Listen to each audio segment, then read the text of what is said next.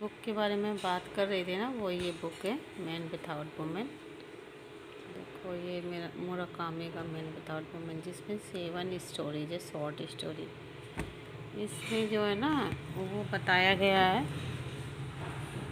उसमें इस बात को बताया गया है ना कि जैसे कि मैन क्या फील करते हैं, कोई उनकी लाइफ की जो है ना वुमेन मिसिंग हो जाती है, उसकी माँ, उसकी गर्लफ्रेंड या फीमेल फ्रेंड, उसके जाने के बाद वो भी अपने आप को उतना ही अधूरा महसूस करते जितना कोई वुमेन करती है।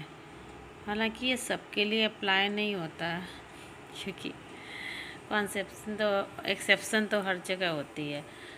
तो किसी कोई कोई जो होते हैं ना कैरेक्टरलेस, उसके लिए तो कोई वुमेन हो या मैन हो, उसे कोई फ़र्क नहीं पड़ता, उसे अपनी ज़िंदगी काटनी होती है। पर जो लॉयल होते हैं या वन मैन वुमेन या वन वुमेन मैन होते हैं, उसके लाइफ में काफ़ी फ़र्क पड़ता है, उनकी लाइफ काफ़ी चेंज होती है। उसी के बारे में एक कहानी है। उसमें एक कहानी जो है ना, जो 7, उसमें टाइटल है 7 शॉर्ट स्टोरीज है। 7 मतलब कि 7 मेल के बारे में वो कहानी बताई गई है कि जब उनके लाइफ से वो वुमेन चली जाती है, उसको कैसा फील होता है। आप उसको पढ़ो, अच्छा लगेगा ये बुक अगर आप पढ़ते हो तो। मुझे तो काफ़ी पसंद आया था, काफ़ी दिनों बाद मैंने पढ़ा था ना, तो मुझे तो बहुत ही अच्छा लगा ये बुक, है ना। आप इसे कभी भी पढ़ सकते हो आराम से, जब भी दिल करे, है ना। इंग्लिश है, ऐसे मैं आपको एक टिप्स दे सकती हूँ कि अगर आपको इंग्लिश पढ़ने में उतनी आसानी नहीं होती है, या फिर हिंदी बुक्स या हिंदी पढ़ना पसंद करते हैं, तो आप हिंदी में इसे ट्रांसलेट कर सकते हैं, या तो अगर आपकी इच्छा हो तो आप भी पढ़ें। आप इसे ऑनलाइन भी पढ़ सकते हैं और ऑफलाइन भी। तो मुझे तो ये बुक किसी से मिला था गिफ्ट में, तो मैं भी बैठे बैठे सोचा कि पढ़ लेती हूँ इसकी क्या स्टोरी है। मतलब वैसे काफ़ी समय बाद मैंने इस बुक को पढ़ा है, लेकिन बुक पढ़ा है। अदरवाइज़ मैं तो फ़ोन में ही पढ़ती हूँ, हालांकि रीडिंग का तो मुझे बहुत शौक़ है, बट मैं कम पढ़ पाती हूँ। मोबाइल के ज़माना में कौन अब रीड कर पाता है बुक्स। पहले मैं बहुत पढ़ती थी। ऐसे ये बुक्स जो है ना, ये बुक के बारे में मैं एक बताने वाली हूँ। टाइटल्स दिखा देती हूँ इस बुक की। ये देखो आप, इसमें जो दिख रही है ना सारी टाइटल्स आपको दिख रही है। Drive my car, yesterday, an independent organ, सहरन जादे, और एक कीनो, और एक सामसाइन लव, फिर लास्ट में एक मैन विदाउट वुमेन। इस टाइप का टाइटल है उसका, है ना, सारे बुक का। तो आप पढ़ो, मैं बताती हूँ। ये ड्राइव माई कार का मैंने आपको थोड़ा सा उसकी समरी बताई है कि इसमें क्या है। आप अगर पढ़िएगा तो काफ़ी इंटरेस्टिंग है बुक, अच्छा टाइम पास हो जाता है। तो या तो आप इसका पहले कॉन्सेप्ट समझ सकते हैं जेमिनाई से, या फिर चैट जीपीटी से भी आप पहले इसका कॉन्सेप्ट क्लियर कर ले, तब फिर आपको बहुत अच्छी तरह से समझ आएगा। या ट्रांसलेट भी कर सकते हैं वहाँ से आप। स्टोरी जो है उसका टाइटल है ड्राइव माई कार, जिसमें काफूफू नाम का एक मेल होता है, मतलब कि एक इंसान जिसकी वाइफ की डेथ के बाद ना उसे वो अपने वाइफ के ना एक्स्ट्रा मैरिटल अफेयर्स के बारे में पता चलता है। तो वो उसी को ना समझने की कोशिश करता है कि वो रियल था कि क्या था। वो अपने लिए एक ड्राइवर रखता है, जो फीमेल ड्राइवर रखता है, फीमेल ड्राइवर, है ना। वो काफ़ी शांत और मतलब कि बहुत ही ब्यूटीफुल और शांत होती है। उसी से वो ना हर समय डिस्कस करता है अपने वाइफ और उसके मतलब कि वाइफ के एक्स्ट्रा मैरिटल अफेयर या क्यों करती है ऐसे वुमेन्स। वो तो एक स्टेज आर्टिस्ट था, वो टाइम नहीं दे पाता था अपने वाइफ को, तो वो उसके मतलब कि वो लॉन्ली टाइम में वो क्या फील करती थी, क्यों रखा उसने। तो उससे वो बातचीत करता है, वो ड्राइवर जो फीमेल ड्राइवर होती है उससे वो शेयर करते रहता है, और फिर उसके साथ ही अटैच्ड हो जाता है काफ़ी वो। इसमें फर्स्ट कहानी यही है ड्राइव माई कार में। उसके बाद ना उसमें नेक्स्ट एक कहानी है यस्टरडे।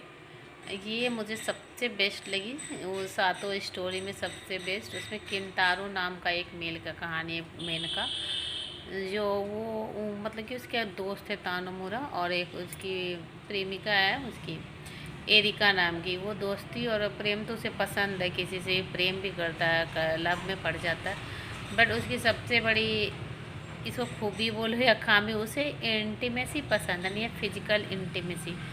तो वो अपने सबसे बेस्ट फ्रेंड को बोलता है अपनी प्रेमिका के साथ ना डेट पे जाने के लिए, तो उसके बेस्ट फ्रेंड को भी ये पसंद नहीं है, बट वो बिना मन के चला जाता है उसके साथ। इसमें जो है ना यंग एज के प्रेम, फ्रेंडशिप, लव, ये सब के बारे में इसमें ये कहानी दिखाई गई है। मुझे सबसे बेस्ट तो ये केंतारू का लगा, पढ़ने में काफ़ी इंटरेस्टिंग है। इंडिपेंडेंट ऑर्गन के नाम से, जिसमें डॉक्टर टोकाई नाम का एक इंसान की कहानी है कि वो मतलब कि अनमैरिड है आफ्टर 50 भी, बट वो फीमेल फ्रेंड्स रखता है, बट उसी चक्कर में उसकी ना सच्चे मतलब कि उसे ना ट्रू लव हो जाता है एक फीमेल से, जो कि बाद में उसे मतलब उसका सेपरेशन हो जाता है, और ये सेपरेशन ना उसको काफ़ी हार्ट ब्रोकन हो जाता है, बहुत ही उसे बुरा लगता है, वो अपनी ज़िंदगी के लगता है जैसे सारे सब कुछ खो चुका है, उसे ऐसा फील होता है उसे अपनी उस, जबकि वो कभी भी नहीं पढ़ना चाहता था शादी और ये लव में, और अचानक से उसे खुद नहीं पता चलता कि वो कब किसी एक महिला के प्रेम में पड़ जाता है जो कि उससे दूर हो जाती है। तो उसके बाद वो कितना सैड होता है, हार्ट ब्रोकन होता है, ये उसकी स्टोरी है। ये फोर्थ स्टोरी है सिहारजादे टाइटल से। उसमें एक हवारा नाम का मेल होता है, मतलब एक आदमी होता है, वो हमेशा अपने कमरे में बंद रहता है। उसकी जो है ना सेवा करने के लिए एक फीमेल आती है जिसका नाम सिहारजादे रहता है ना, तो उसको वो कहानियाँ सुनाती है, उसकी सर्विंग करती है, सब कुछ देख रेख करती है ना, टेक केयर करने के लिए। और इसी बीच कुछ कुछ घटनाएं होती है जो उसको फिर भी वो उससे जुड़ जाता है इमोशनली। फिफ्थ स्टोरी जो है ना एक का टाइटल है कीनो। उसमें उसकी वाइफ जो है ना उसे चीट करती है, और अपने वाइफ के डिसलॉयल्टी की वजह से वो अपना घर छोड़ के चला जाता है किसी सीरीन प्लेस पे। वहाँ पे जाके वो बार खोल के अपना जीवन व्यतीत करने लगता है। कुछ दिनों तक तो वो शांत रहता है, पर फिर कुछ दिनों बाद उसके बारे में अलग अलग तरह की घटनाएं होने लगती है, बहुत ही डेंजरस टाइप की, उसे बहुत सारे वार्निंग्स मिलने लगते हैं। फिर उसके बाद उसके लाइफ में जैसे मोड़ आते हैं ना, उसका बयान है इस पार्ट में। सिक्स स्टोरी का टाइटल है सामसा इन लव। इसमें जो है वो पुरुष सामसा नाम का एक युवक, जो एक सुबह एक मॉर्निंग उठता है तो वो ह्यूमन बन चुका होता है। जैसा कि इस स्टोरी में बताया गया कि पहले वो एक कीट था, इंसेक्ट था, पर वो मॉर्निंग में उठता है, उसको पता नहीं रहता है कि मैं ह्यूमन बन चुका हूँ। वो बाहर निकलता है, उसे की मुलाकात एक हैंडीकैप वूमेन से होती है जो ताला खुलवाने आती है। फिर वो कैसे उस रोमांटिक पलों में पड़ जाता है वुमेन के साथ, इस दुनिया को देख के, नई नई जगहों को देख कर, ये बताया गया। ये लास्ट स्टोरी है मैन विथआउट वुमेन टाइटल से। उसमें पता चलता है कि एक नैरेटर है, मतलब कि तो उसके पास एक किसी ऐसे लोग व्यक्ति का कॉल आता है जिसकी वाइफ के साथ उसका अफेयर रह चुका होता है, और वो फ़ोन पे ये बताता है कि उसकी वाइफ का सुसाइड हो गया, मतलब सुसाइड कर लिया उसकी वाइफ ने।